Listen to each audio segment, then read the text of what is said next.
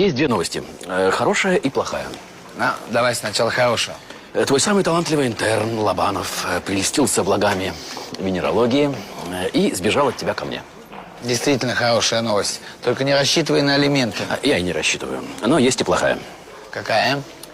Через 2 часа он опять к тебе вернется. Че это? Потому что сейчас его ожидают 2 самых счастливых часа его жизни. Здравствуйте, доктор. О, ну что, товарищ майор, дослужились?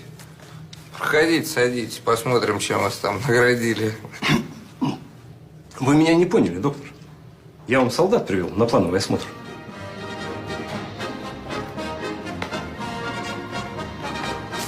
Смирно! И сколько тут? 30 бойцов. Ну, я же предупреждал по телефону.